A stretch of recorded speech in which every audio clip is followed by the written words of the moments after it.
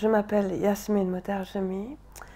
J'ai été recrutée à l'OMS en 1990 en tant que scientifique expert de la sécurité alimentaire. J'étais responsable de la surveillance et la prévention de toxi-infections alimentaires. La toxi-infection alimentaire, ce sont des maladies, des infections ou des intoxications causées par des contaminants microbiens ou chimiques dans les aliments. Mais nous étions une petite équipe, donc on avait quand même d'autres fonctions et entre autres, mon rôle, c'était de soutenir les gouvernements dans leurs programmes de sécurité alimentaire, mais aussi de développer les méthodes d'assurance qualité dans les entreprises. Je peux dire que j'ai géré de grands nombres de projets au niveau international. J'étais consultante dans de grands nombres de pays et j'ai été dans le développement de la sécurité alimentaire dans le monde, oui.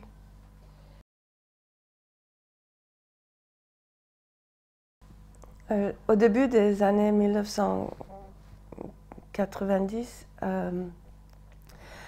j'ai donné une conférence en Thaïlande sur les maladies diarrhéiques chez les nourrissons. À l'époque, le rôle des aliments n'était pas connu dans les maladies diarrhéiques chez les nourrissons et on attribuait ces maladies seulement à l'eau et les formules infantiles. Lors de ma conférence, j'ai soulevé le problème des aliments et la nécessité d'améliorer l'hygiène dans les foyers. Il y avait un directeur de Nestlé qui était le directeur de l'assurance qualité au siège de Nestlé qui m'a entendu. C'était la première fois qu'il entendait quelqu'un de l'OMS venir dans une conférence et ne pas attaquer les producteurs de formules infantiles et de parler plutôt sur le plan scientifique. Il a trouvé que j'avais beaucoup de courage pour aller contre les idées reçues de l'époque. Et plus tard, il m'a dit que c'était à cette conférence qu'il s'était décidé de me recruter. Puis, quand j'étais à l'OMS, j'ai collaboré avec Nestlé à travers une ONG qui s'appelait Industry Council for Development. Mais à travers cette collaboration, donc j'ai côtoyé Nestlé et ils ont vu donc mon expertise et mes compétences. Ils m'ont approché et ils m'ont invité à venir travailler chez Nestlé. J'ai décliné leur offre. Ils ont insisté et puis ils sont venus me proposer le rôle de directrice de sécurité alimentaire. Là je trouvais que c'était une fonction assez intéressante et donc j'ai décidé d'accepter leur offre après 2 ans.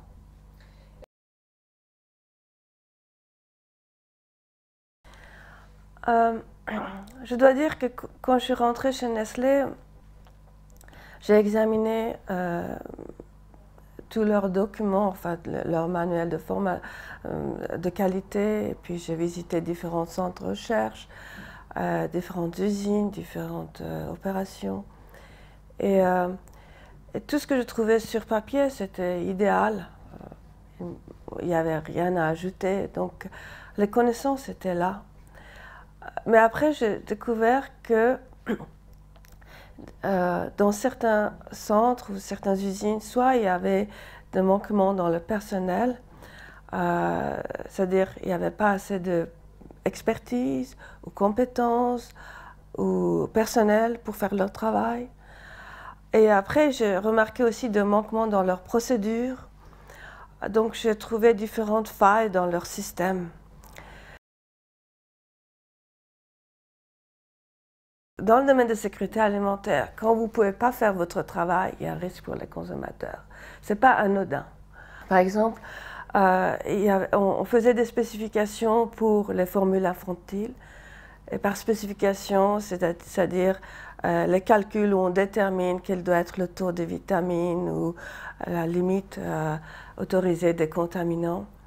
Et ces spécifications n'étaient pas validées, c'est-à-dire elles n'étaient pas vérifiées. Alors, quand je leur demandais où sont les calculs, on me disait « mais ça fait 20 ans qu'on a fait ça, il n'y a plus les papiers, tout ça ». Alors je disais « moi je ne peux pas signer une spécification où je ne peux pas vérifier les calculs ». Là, on a changé la procédure pour que les spécifications ne passent plus sous ma direction. Donc mon travail était de soulever ces failles et de rapporter, d'essayer d'apporter des changements. Chez Nestlé, c'était très difficile d'apporter des améliorations ou des changements tant qu'on n'a pas prouvé ça à travers une crise où il y a des morts ou d'autres catastrophes. Donc les changements étaient souvent très lents, très difficiles. Ce qui s'est passé, c'est qu'en 2001, de nombreuses entreprises, y compris Nestlé, importaient du miel de la Chine. Et ce miel était contaminé avec cet antibiotique chloramphénicol qui était interdite en Europe, dans le monde entier en général, mais qui existait toujours sur le marché chinois. Alors voilà, ça c'est aussi un autre problème que j'avais remarqué chez Nestlé, que sur le choix des matières premières, très souvent on cherchait la matière première qui était la moins chère, et parce qu'on peut se demander pourquoi une entreprise comme Nestlé doit importer son miel de la Chine, alors qu'on devrait en principe en avoir en Europe. Et après, ça revient au personnel de l'assurance qualité d'assurer que le produit est sûr. Mais cette façon de faire, ce n'est pas l'idéal parce qu'une fois on trouve le problème, une fois on ne le trouve pas. Alors dans ce cas-là, je suppose que nos experts avaient manqué le problème et le produit était contaminé. Quand on nous découvre le problème, évidemment, notre département qui était au centre a donné l'ordre à toute l'entreprise que si les produits sont contaminés, surtout les produits infantiles, doivent être retirés du marché. Et ça n'a pas plu à ce directeur, qui était le directeur de sécurité alimentaire chez Nestlé France à l'époque.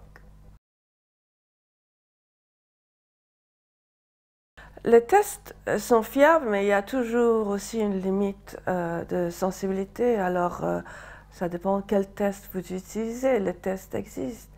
Mais vous savez, on ne peut pas savoir quels sont les contaminants. Le nombre de contaminants peut être très, très large. Il faut savoir qu'est-ce qu'il peut y avoir pour pouvoir utiliser la bonne méthode de test, d'analyse, je veux dire. Il y a eu cette histoire de biscuits pour bébés qui s'est passée en France. Un jour, c'était en décembre 2002, on rapporte 2 cas de bébés qui s'étouffaient avec des biscuits pour bébés. On m'assure qu'un étouffement avec un produit, ça peut arriver par accident et que je n'ai pas besoin de me soucier. Alors je demande de voir toutes les plaintes pour l'année 2002 pour m'assurer que ce n'était pas un problème vraiment systémique. En fait, en 2002, il y avait près de 40 cas d'étouffement de bébés.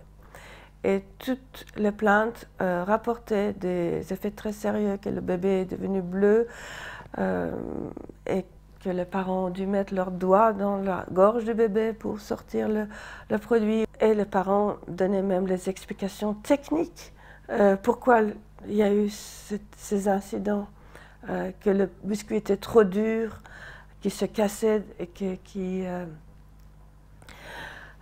le bébé n'arrivait pas à avaler le produit. Je demandais qu'on augmente tout de suite l'âge de la consommation.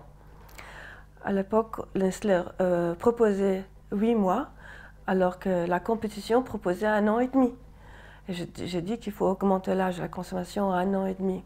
Je trouve que c'était une mesure très raisonnable. C'est qu'on ne doit pas attendre qu'un enfant meure pour réagir à un produit qui cause l'étouffement et la détresse des bébés. Ça, ce n'est pas la qualité, ce n'est pas la sécurité, ce n'est pas ce qu'on peut attendre d'une entreprise comme Nestlé. Ce qui s'est passé après cet incident, c'est qu'on m'a dit qu'on a changé la qualité de la farine et que le problème s'est résolu. Et j'ai demandé à voir les autres plaintes des consommateurs pour être rassuré qu'il n'y a plus de plaintes. Et on m'a dit qu'il n'y a plus de plaintes. Alors en 2003, moi j'ai pensé que le problème était résolu. Mais dans le cadre de mon procès, j'ai essayé de faire des recherches sur Internet. Et j'ai vu que des plaintes ont continué jusqu'à 2009. Et en 2012, j'ai appris que l'âge de la consommation a augmenté à 1 an et demi. Mais à quel moment ça a été fait, je ne le sais pas. Est-ce possible que ça a été fait suite à ma plainte au tribunal, suite au fait que j'ai révélé cette histoire dans les médias? Je ne sais pas. Monsieur Stalder, la personne qui était le directeur de sécurité alimentaire chez Nestlé France et puis qui finalement est devenu mon chef, lui, il dit que en fait, le produit était sûr. Lui, il maintient toujours qu'un produit qui cause 40 cas d'étouffement par an, et ça, au moins 40 cas d'étouffement par an, est un produit totalement sûr. Et je dois aussi dire que par expérience, je sais que chaque fois qu'un consommateur ou une consommatrice rapporte un cas, vous pouvez être sûr qu'il y en a 10 autres ou 100 autres consommateurs qui font la même expérience, mais pour une raison ou une autre, qui ne rapportent pas leur expérience. Et ça, je le sais parce que j'étais justement à l'OMS responsable des surveillances des toxi-infections alimentaires et que je sais que pas toujours les consommateurs rapportent leurs problèmes de santé aux autorités. Quand j'ai donné cette alerte, j'avais un chef qui était compétent et honnête. Et il m'a entendu. Et il m'a demandé justement d'écrire au chef de business tout de suite une lettre pour demander des corrections. Donc, sur ce cas-là, je croyais être entendue. Donc, il n'y a pas eu de représailles tout de suite. Mais le problème, c'est que le directeur de sécurité alimentaire chez Nestlé France, qui était responsable de ce problème, qui avait mis sur le marché pendant des années ce produit spécifique, est en 2006 devenu mon chef. Donc, à partir de ce moment-là, il commence à prendre des représailles pour des faits qui étaient mon travail. Le harcèlement, ça se passe très doucement, très lentement. On ne comprend pas tout de suite qu'on est sous harcèlement. On pense que peut-être qu'il y a des conflits. Donc, j'ai essayé de voir comment ça se passe et m'assurer que c'est vraiment du harcèlement. Il a commencé à me montrer du mépris et manque de respect. Ça commence toujours très doucement. En disant que tes paroles ou ton opinion, c'est des couacs de l'OMS, avec des comportements corporels, des gestes comme ça, que mon opinion n'a pas d'importance. Après, il commence à officiellement me discréditer et de répandre des mensonges à mon propos. Après, il commence à démanteler mon team et transférer mes activités et mes projets sans même me le dire à d'autres personnes. C'était dénigrer mon travail et après il me bloque mes activités, il me bloque mes instructions. Justement, une des instructions, on verra que qu'il a bloqué était la source d'un autre incident qui va arriver. Après, dans les réunions, il ne me donne plus la parole. Après, il y avait les grandes conférences internationales sur la sécurité alimentaire, mais conférences de Nestlé, pas du monde entier, des conférences Nestlé. Alors, même si j'étais la directrice de la sécurité alimentaire, je n'ai plus la parole. On me demande de m'asseoir au fond de la salle en tant qu'une observatrice. Des faits qui vont crescendo jusqu'à ce qu'un jour je trouve mon nom sous les secrétaires. Un autre jour, il fait un organigramme sans qu'il y ait mon nom sur l'organigramme.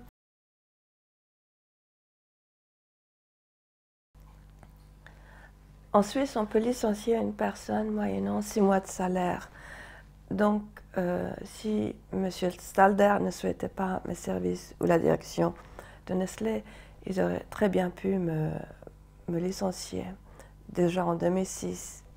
Si on m'a harcelé, on voulait soit me discréditer pour que je puisse plus trouver du travail, ou que si plus tard je rapporte mon expérience en externe dans le monde, je n'ai plus de crédibilité. Soit qu'on voulait m'emmener au suicide, je ne sais pas. J'essaie de comprendre pourquoi on m'a gardée pendant 4 ans et on ne m'a pas laissé me faire mon travail. Pourquoi on ne m'a pas démis de mes fonctions de l'année 2000 jusqu'à 2006, avant l'arrivée de M. Stalder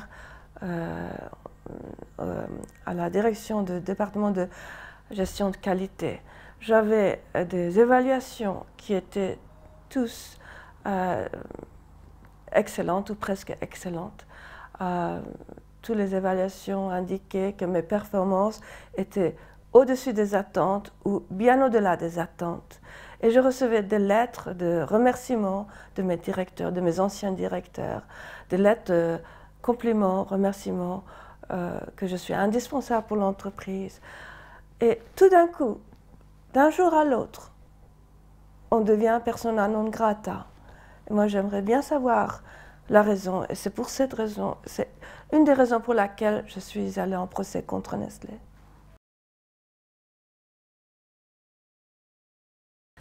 Je pense que c'est possible. Je pense qu'au sein de Nestlé, il y avait différentes opinions. Peut-être une partie pensait ainsi, une partie de la direction pensait utiliser mon nom comme référence et comme caution de la sécurité chez Nestlé. Mais je pense le directeur qui m'a recruté, M. René Jacou, je pense qu'il voulait vraiment avoir quelqu'un qui aura le courage de dire ce qui ne va pas. Il m'a dit que je veux que tu sois la gardienne de la sécurité alimentaire chez Nestlé. Il m'a dit que je veux que tu sois la conscience de la sécurité alimentaire chez Nestlé.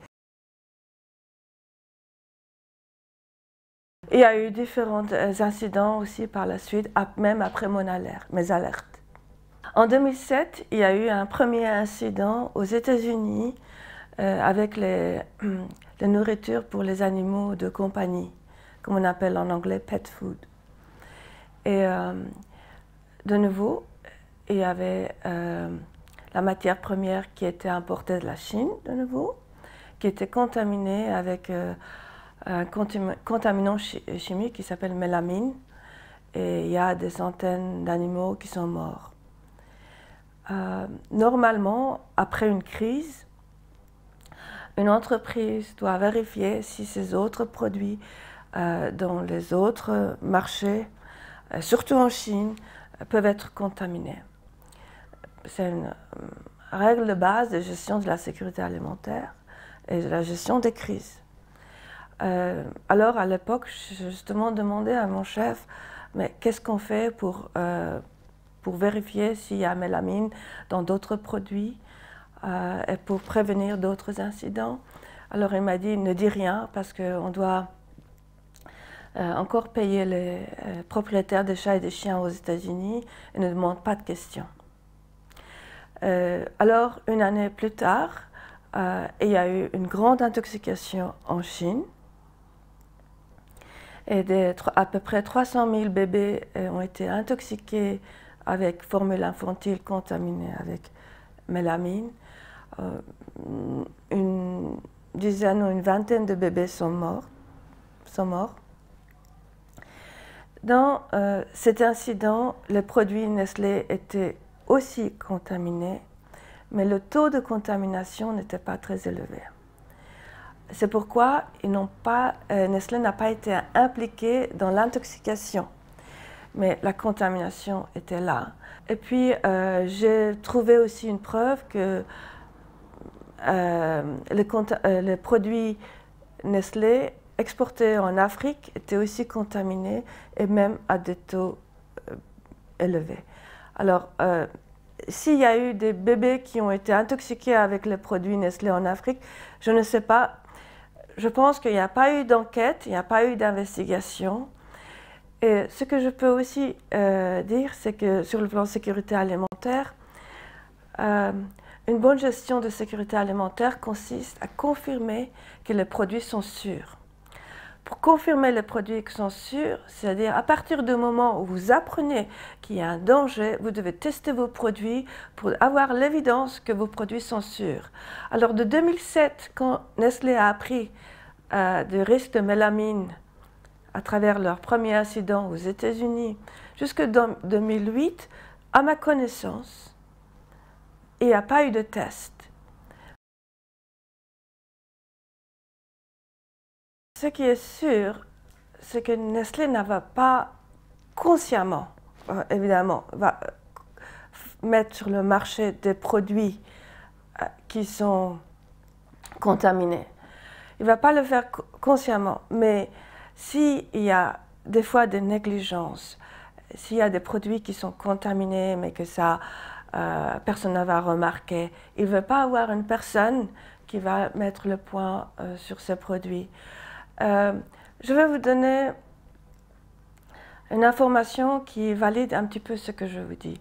En 2005, j'ai découvert ça dans les documents que Nestlé a soumis au tribunal dans le cadre de mon procès. Et je ne suis même pas sûre que Nestlé était conscient de ce qu'ils ont donné au tribunal. Donc j'ai trouvé un document dans lequel Nestlé a proposé la politique. Maintenant, je ne sais pas s'ils l'ont mis en pratique ou non. Ils ont proposé une politique que le bonus des managers, des directeurs, doit être lié au rappel des produits. C'est-à-dire, si plus vous avez des rappels de produits, moins de bonus. Donc, avoir une telle politique, ça encourage les gens de cacher des incidents et de ne pas rappeler les produits si si les directeurs estiment que les autorités ne vont pas découvrir le problème. Fin 2006, donc je donne pour la première fois l'alerte et je demande qu'on fasse intervenir quelqu'un du département des ressources humaines pour voir ma situation et évaluer aussi mes performances.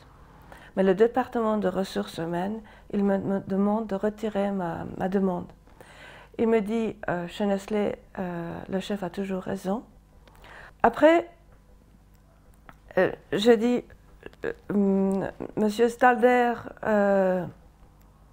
il a réorganisé le département, je ne comprends plus quelle est ma responsabilité dans ce département. Alors, moi, je demande que j'ai un cahier de charges et que mes fonctions et mes responsabilités et mon autorité soient bien définies. Mais après cette réunion avec le département de ressources humaines, 3 mois passent et il ne se passe rien. Et toujours, mon travail est bloqué, mes instructions sont bloquées. Et alors, c'est là où j'écris une première lettre à la direction de Nestlé en demandant un audit de notre département et rien. On a voulu me transférer dans une position de placard dans la voie de garage et puis je n'ai pas accepté. Donc fin 2008, on me propose un poste très bien payé, mais un poste dont le contenu c'était n'importe quoi, qui n'avait aucun sens pour moi. Et d'ailleurs c'était un poste qui n'existait pas et qui n'a jamais existé après que j'ai refusé. Tout au début, j'ai refusé le poste, mais plus tard j'ai accepté à condition qu'il y ait un audit de la sécurité alimentaire de notre département, parce que je me suis dit je ne peux pas quitter ma fonction tant que je n'ai pas mis la situation en bon ordre. Pour moi, il n'était pas question de rester dans une entreprise qui a de mauvaises pratiques. Même si j'étais dans un autre poste et que je n'étais pas harcelée, j'étais respectée, tant que la gestion de la sécurité alimentaire, qui était ma profession, n'était pas en ordre, je ne pouvais pas accepter ce poste. Et comme Nestlé a refusé l'audit de la sécurité alimentaire, j'ai refusé le travail et j'ai accepté qu'on me licencie.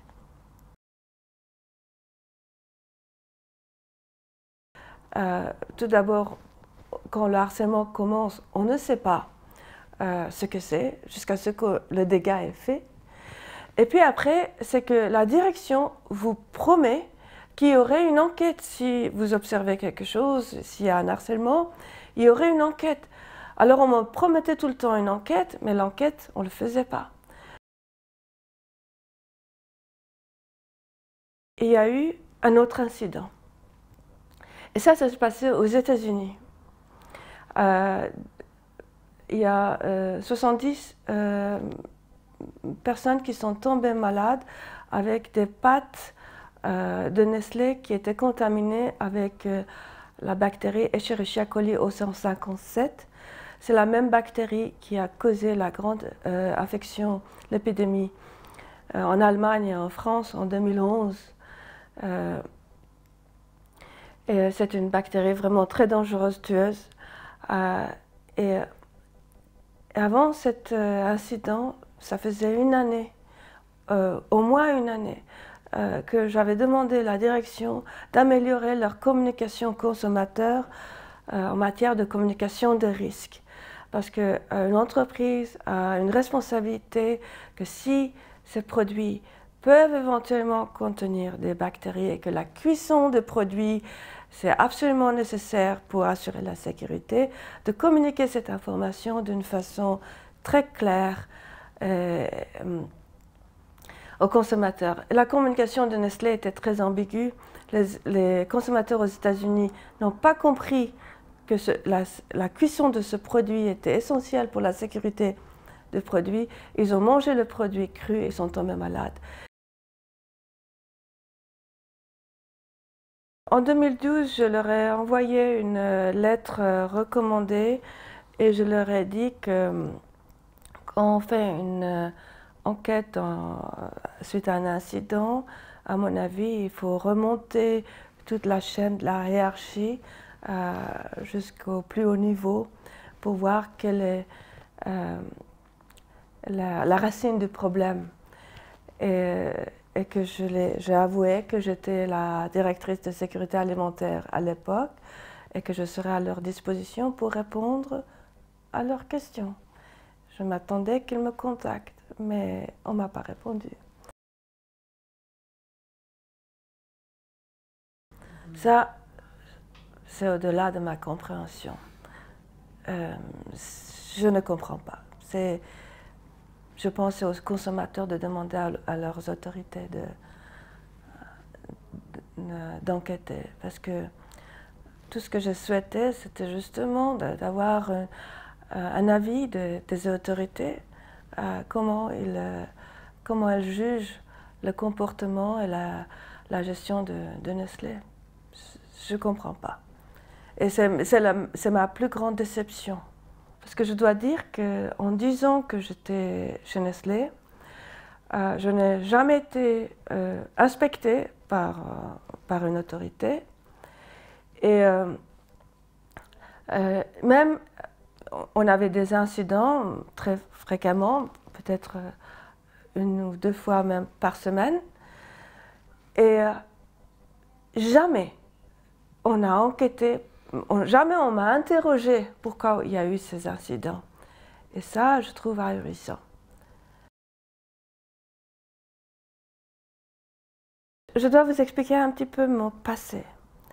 Le fait est que je viens d'une famille de médecins. Mon père était chirurgien et ma mère était sage-femme.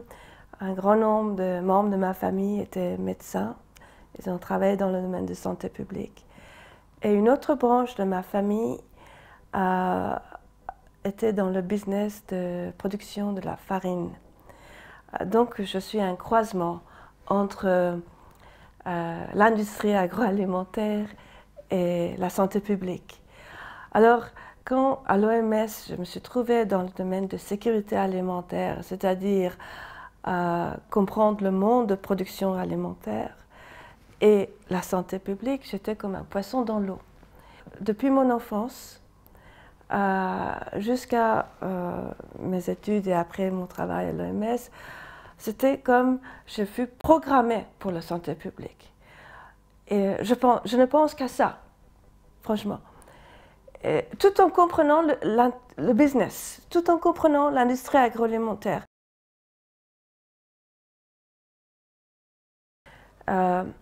J'ai contacté un avocat. Cet avocat a écrit à la direction et a demandé audience auprès de M. Bulquet, le PDG de Nestlé. Et c'était suite à cette lettre qu'on m'a licenciée.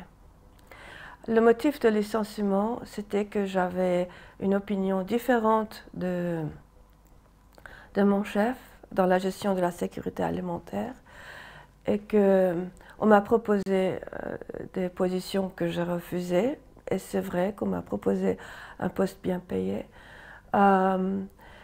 Et que moi, j'ai fait des propositions que eux, ils ont refusées. Le problème chez Nestlé, c'était que l'audit et les enquêtes des incidents se passaient sous la même direction que la gestion de la sécurité alimentaire. Ce n'était pas indépendant. C'était le même directeur qui gérait la gestion de la sécurité alimentaire et les audits et les enquêtes.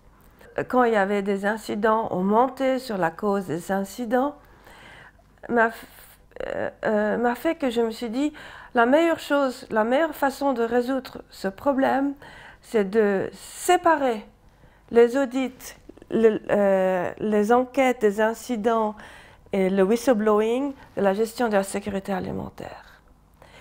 Et il faut que la personne qui s'occupe des enquêtes des incidents puisse rapporter au PDG directement pour qu'il ne puisse pas dire que je ne savais pas.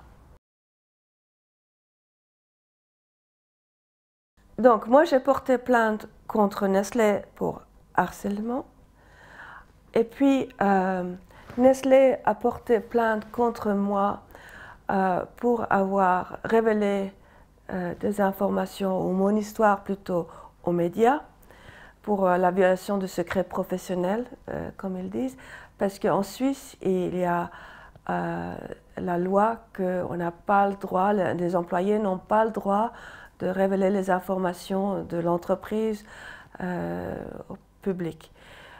Le problème, c'est que Nestlé a lui-même motivé mon licenciement, que j'ai eu une différence d'opinion dans le domaine de sécurité alimentaire avec mon chef. Donc quand les journalistes m'ont demandé pourquoi vous avez été licencié, j'ai expliqué les raisons de ma différence d'opinion. Ça fait 16 ans que je me bats pour la sécurité alimentaire d'une manière ou d'une autre. J'ai géré pas mal de crises qui étaient un travail très intense.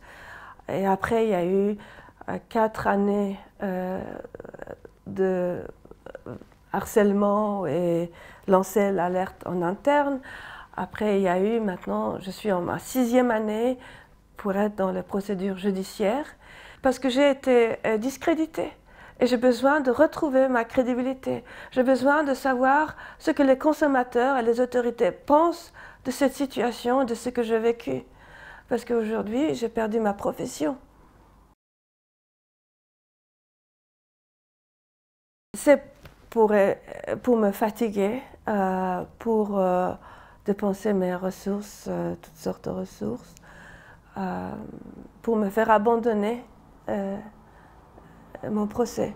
J'ai gagné à peu près toutes les procédures, toutes les demandes que Nestlé a fait pour retarder le procès, les demandes de suspension, les demandes d'avoir accès à mon dossier médical, le recours contre la juge.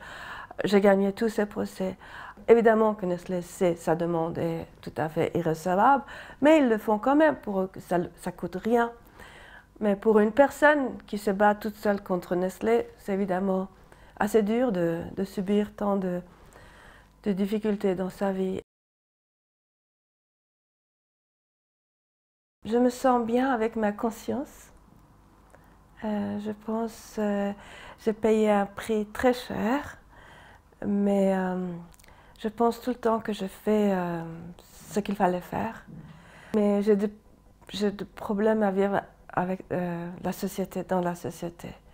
J'ai une grande malaise quand j'entends le mot sécurité alimentaire. Comment mon réseau professionnel vont aux conférences et ils prêchent la cause sécurité alimentaire, et quand je veux leur expliquer ce qui ne va pas, on ferme les yeux, on ne veut même pas entendre.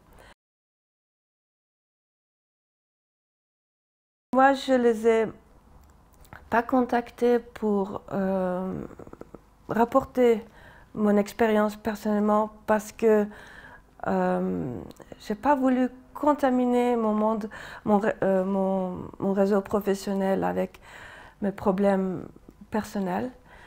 Mais je m'attendais qu'on me contacte, qu'on me dise « Mais pourquoi tu as quitté Nestlé? Qu'est-ce qui s'est passé ?» Et rien. Et après, quand j'étais dans les médias, rien. Personne ne m'a contacté pour savoir qu'est-ce qui s'est passé. Et ça me choque. Et je sais que pas mal d'organisations professionnelles, ils ont su, le bruit court, mais ils ont fermé les yeux. Ils ne veulent pas savoir. C'est comme le monde ne veut pas savoir. Je sais que je dérange, parce que même je suis sûre que les consommateurs ne veulent pas savoir. Ils veulent savoir que quand ils achètent leurs produits, que le produit va bien, que tout va bien. C'est le cas dans beaucoup de cas. Mais le vrai problème, c'est que si ce qui m'est arrivé est acceptable, donc personne ne va parler la prochaine fois qu'il y a un problème. Il faut se demander pourquoi il y a eu l'histoire de la viande de cheval. Et pourquoi cette histoire de viande de cheval est devenue si grande, à si grande échelle. Et pourquoi personne n'a parlé? Pourquoi il y a eu l'histoire de Volkswagen? C'est parce qu'on essaye d'étouffer des personnes qui veulent faire leur travail honnêtement. Si des personnes comme moi n'obtiennent pas le soutien de la société, évidemment, les autres vont se taire. Aujourd'hui, dans le cadre de mon procès, j'ai pas mal de témoins qui étaient des anciens amis qui viennent et qui mentent au tribunal. Et pourquoi ils mentent? Parce qu'ils ont peur. Ils ont peur de perdre leur travail. Donc si tout le monde a peur de perdre son travail, parce qu'ils savent que si on dénonce, on va être harcelé, on va perdre notre travail, on ne va plus trouver du travail. Après, il ne faut pas s'étonner qu'il y a des cas de Volkswagen, de la viande de cheval, des catastrophes environnementales.